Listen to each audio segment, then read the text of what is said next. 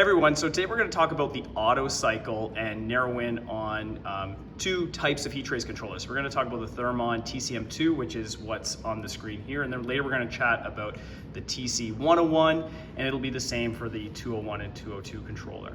So the reason that we're chatting about the Autocycle and why we have such a strong emphasis on ensuring that every heat trace controller has the Autocycle enabled is because the Autocycle allows the heat trace controller to periodically test itself and energize itself no matter what the controller configuration is or whatever the RTE inputs are. It doesn't matter, it'll do a self-test periodically. And the reason this is really important for two reasons. One is that if you have a heat trace circuit that is pipe sensed, you have an RTD or a thermistor on a pipe or piece of equipment, is that you want it to do a self-test even though the heat tracing might not is called to be on. And more importantly is if you have ambient heat trace circuits, is that especially in the warmer months, is that you want to make sure your heat tracing is doing a self-test and make sure you're identifying issues and identifying problems before the colder months happen and your heat tracing is called to be on.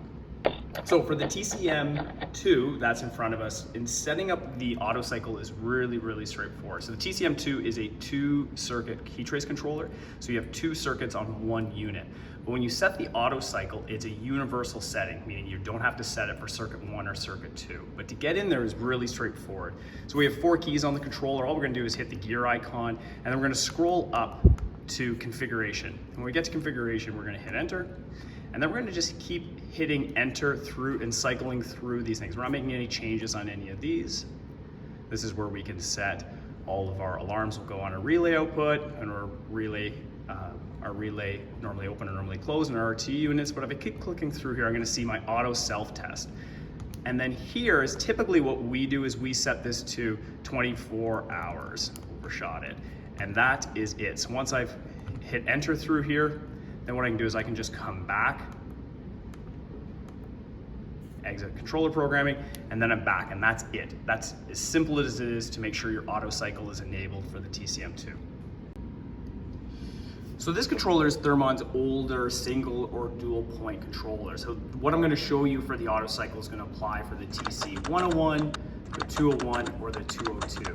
So to configure these controllers, these are actually going to be similar when we talk about the TCM18s as well. So to get in here to do the Autocycle, all we're going to do is we're going to hit program.